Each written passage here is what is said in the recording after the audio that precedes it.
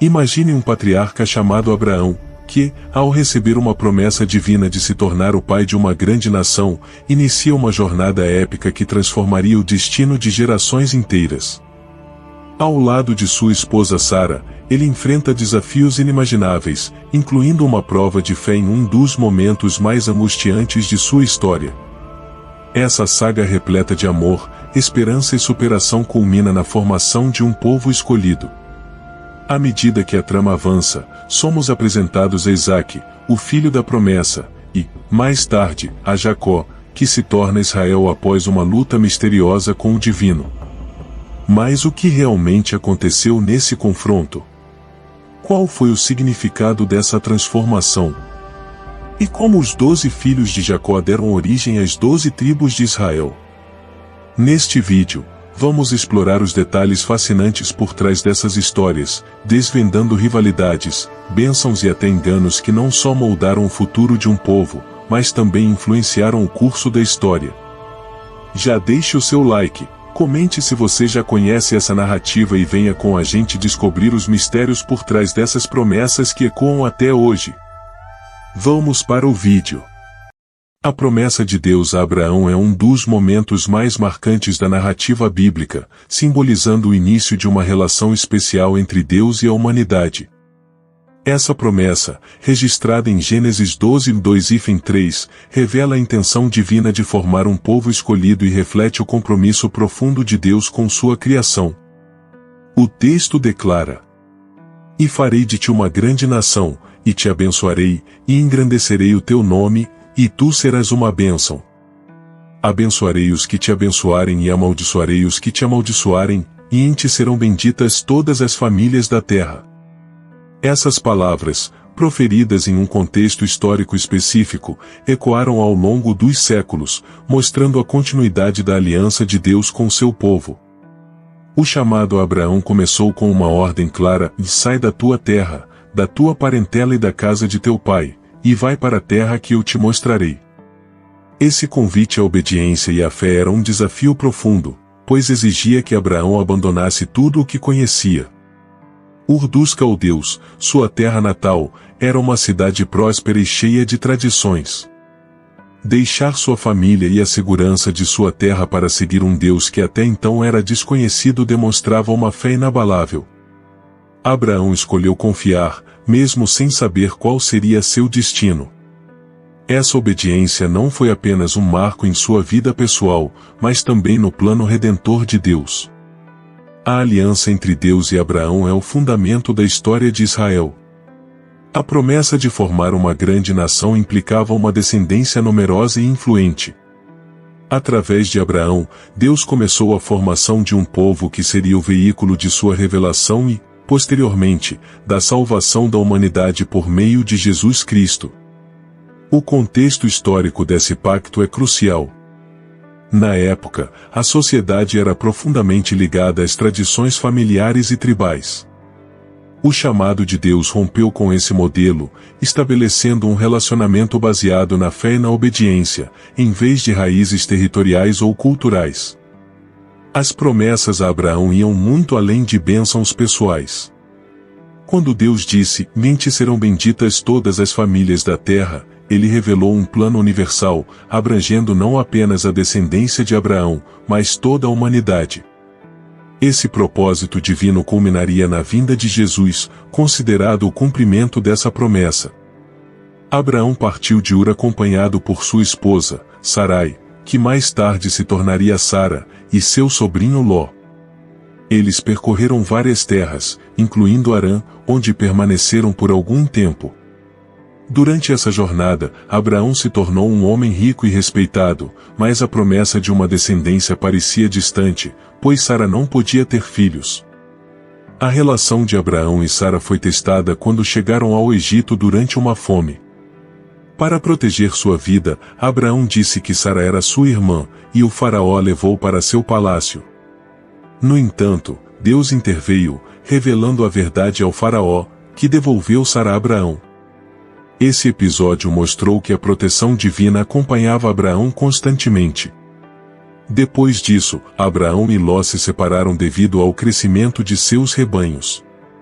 Ló escolheu as terras férteis de Sodoma e Gomorra, enquanto Abraão permaneceu em Canaã. Deus renovou sua promessa a Abraão, garantindo que sua descendência herdaria a terra. Mesmo assim, o tempo passou, e a promessa de um filho parecia cada vez mais distante. Abraão aceitou a sugestão de Sara de ter um filho com sua serva Agar, e Ismael nasceu. Mas Ismael não era o filho da promessa. Deus continuou reafirmando sua aliança, pedindo paciência e fé. Quando Abraão tinha 99 anos e Sara 90, Deus reafirmou sua promessa e estabeleceu a aliança da circuncisão como um sinal. Ele mudou o nome de Abrão para Abraão, que significa o pai de muitos, e Sarai para Sara, que significa o princesa. Finalmente, o nascimento de Isaque aconteceu, cumprindo a promessa divina. Gênesis 21 versículos 1-3 relata: O Senhor visitou a Sara, como dissera, e fez o Senhor a Sara como havia prometido. E Sara concebeu e deu à luz um filho a Abraão, em sua velhice, no tempo determinado. A história de Abraão é um testemunho de fé, obediência e confiança nas promessas de Deus. É um marco na história bíblica que ecoa até hoje, mostrando o compromisso de Deus com a redenção da humanidade. Isaque se torna o filho da promessa, simbolizando não apenas a fé de Abraão e Sara, mas também o início do cumprimento das garantias que Deus havia feito a Abraão. O papel de Isaque na continuidade do pacto é essencial, dele não é apenas um filho, mas o herdeiro do compromisso divino que Abraão recebeu. Através de Isaque, Deus estabeleceria uma linhagem que culminaria na formação da nação de Israel. Essa conexão fica ainda mais evidente quando consideramos que Deus frequentemente escolhe pessoas aparentemente improváveis para desempenhar papéis significativos em seu plano. Isaque é o filho que representa a aliança, o elo entre a promessa feita a Abraão e as futuras gerações que surgiriam a partir dele. A narrativa de Gênesis 22, que relata a prova da fé de Abraão, traz uma profundidade emocional extraordinária e destaca a complexidade do relacionamento entre Deus e o patriarca. Deus ordena a Abraão que ofereça Isaque como sacrifício queimado, um pedido que colocaria a fé e a obediência de Abraão à prova de maneira extrema. No versículo 2, Deus diz: Toma agora o teu filho, o teu único filho, Isaque, a quem amas, e vai à terra de Moriá, e oferece-o ali em holocausto sobre um dos montes que eu te mostrarei. Essa ordem é impactante e levanta questões profundas sobre o caráter de Deus e a essência da fé. Abraão, em resposta ao chamado divino, demonstra uma obediência impressionante. Ele não questiona nem hesita, mas se levanta cedo pela manhã, organiza os materiais necessários e parte para cumprir a ordem de Deus. A jornada de 3 dias até o Monte Moriá é marcada por intensa carga emocional, onde a dor e a incerteza são quase palpáveis. O que se passava na mente de Abraão durante esse tempo? Ele estava a caminho para sacrificar seu filho, a personificação viva das promessas de Deus. A angústia desse pensamento deve ter sido esmagadora, mas Abraão segue em frente, confiando que Deus tinha um propósito, mesmo que ele não o compreendesse totalmente.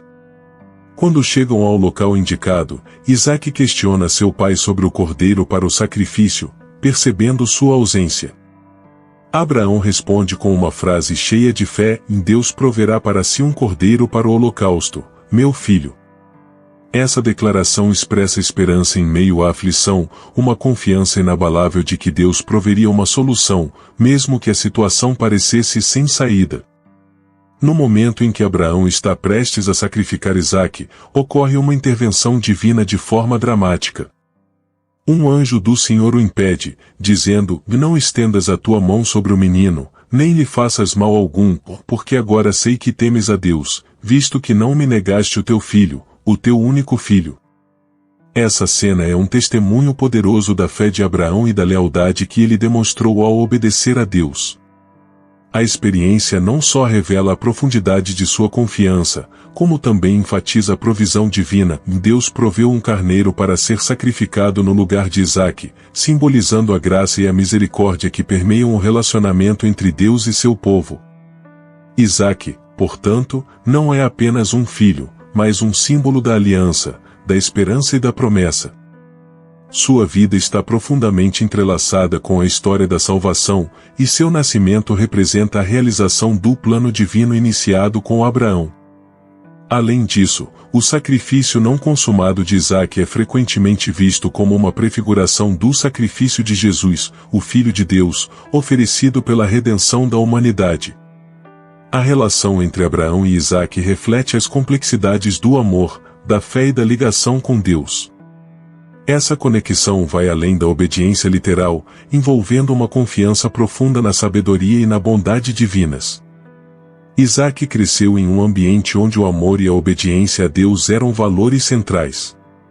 Ele testemunhou a fé de seu pai e os desafios enfrentados, como quase ter sido sacrificado. Aos 40 anos, Isaque casou-se com Rebeca, escolhida por Deus como sua esposa. O casamento é narrado em Gênesis 24, onde Abraão, já em idade avançada, envia seu servo à terra natal para encontrar uma esposa para Isaque. Demonstrando fé em Deus, o servo ora pedindo um sinal claro sobre quem deveria ser a escolhida. Rebeca aparece como resposta a essa oração, mostrando-se gentil e prestativa a oferecer água para o servo e seus camelos. Esse encontro demonstra como Deus guia os passos de seu povo e cumpre suas promessas através das gerações. Após o casamento, Isaque e Rebeca enfrentaram o desafio da esterilidade. Em Gênesis 25:21, lemos que Isaque orou ao Senhor por sua esposa, e Deus respondeu, permitindo que Rebeca concebesse. Essa passagem ressalta a importância da oração e da intercessão na vida de Isaque, que seguiu o exemplo de fé de seu pai. A gravidez de Rebeca, porém, não foi fácil, pois ela carregava gêmeos, Esaú e Jacó. Neste vídeo, vamos focar em Jacó. Em Gênesis 25 versículo 23, Deus diz a Rebeca, enquanto ela espera os gêmeos, e 2 nações estão em teu ventre, e 2 povos serão separados das tuas entranhas, um será mais forte que o outro, e o mais velho servirá ao mais novo.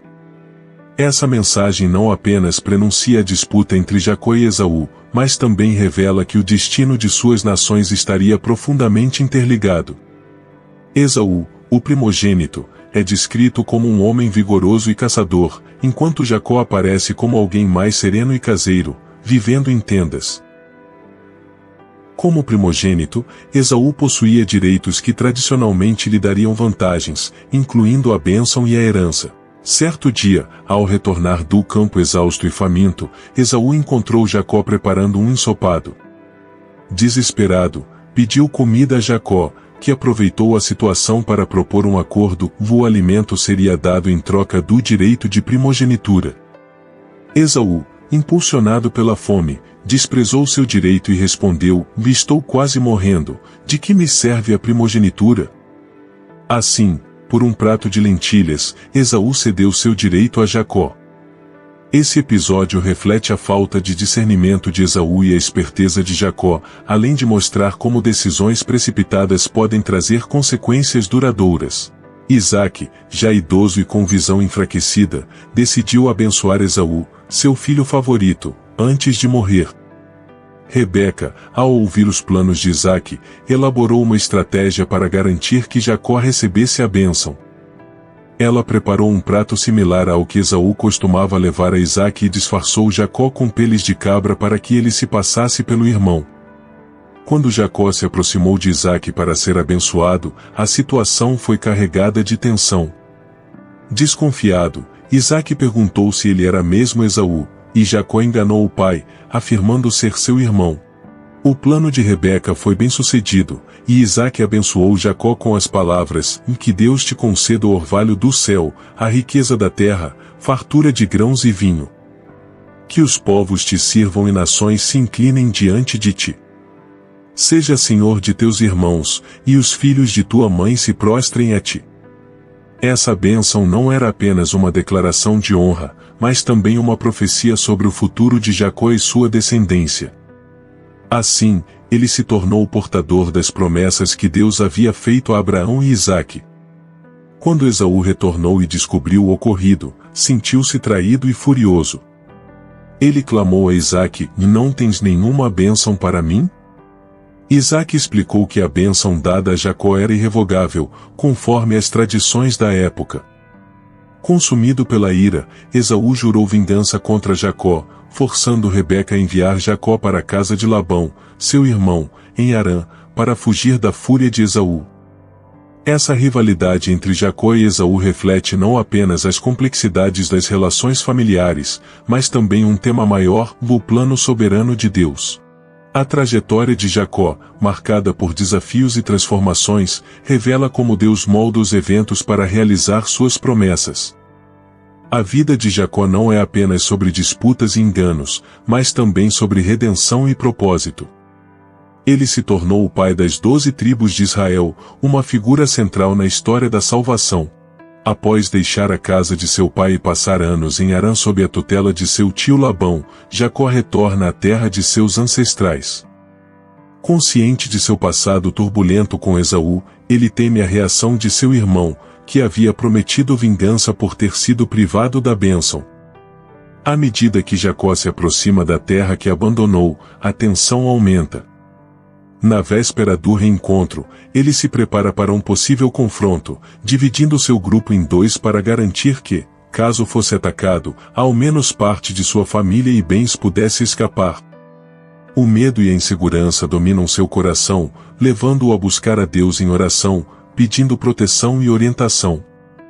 Naquela noite, um evento marcante ocorre e Jacó luta com um ser divino, um encontro que é ao mesmo tempo físico e espiritual. O texto bíblico não identifica claramente quem é o oponente, mas muitos interpretam como um anjo de Deus ou até uma manifestação direta do próprio Deus. A luta é intensa e prolongada, e Jacó agarra-se ao adversário com determinação, demonstrando sua busca por uma bênção. Durante o embate, o ser divino toca a coxa de Jacó, ferindo-o e fazendo-o mancar. Mesmo assim, Jacó não desiste até que a bênção seja concedida. Quando questionado sobre seu nome, ele responde ao Jacó, o ser divino, então, declara: teu nome não será mais Jacó, mas Israel, porque lutaste com Deus e com os homens. A transformação de Jacó é um prelúdio dos desafios e vitórias que o povo de Israel enfrentaria como nação. Cada uma das tribos originadas de seus filhos, Ruben, Simeão, Levi, Judá, Issacar, Zebulon, Dan, Naftali, Gade, Asser, José e Benjamim teriam um papel único na história de Israel, com identidades e heranças próprias.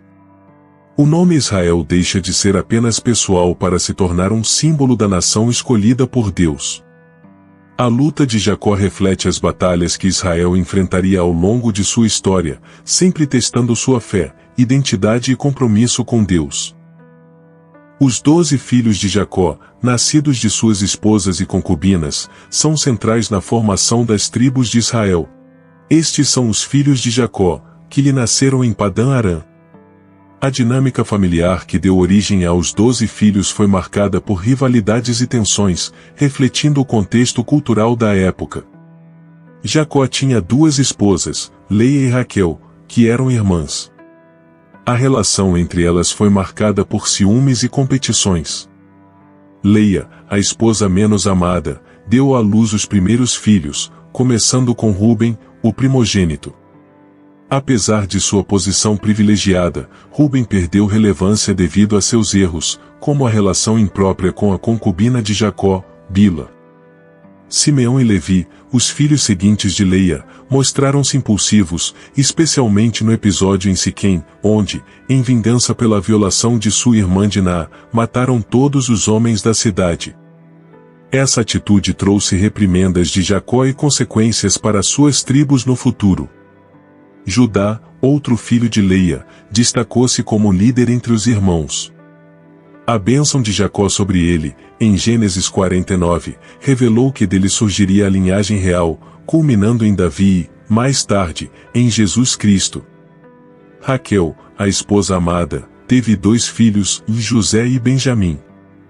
José, favorito de Jacó, passou por traições e provações, mas sua história é um testemunho de redenção, pois ele salvou sua família da fome no Egito. Benjamim nasceu sob circunstâncias difíceis, já que Raquel faleceu ao dá-lo à luz. As concubinas Bila e Zilpa também tiveram filhos em Dan, Naftali, Gad e Asser. Esses filhos representam a complexidade das relações familiares e as rivalidades dentro da casa de Jacó. As disputas entre as esposas de Jacó, motivadas por ciúmes e competições para gerar filhos, criaram tensões que marcaram suas histórias. Contudo, esses conflitos contribuíram para a formação das tribos de Israel, cada uma desempenhando um papel crucial na história do povo escolhido por Deus. Este vídeo continua na parte 2, deixarei na tela final deste vídeo. Que Deus o abençoe.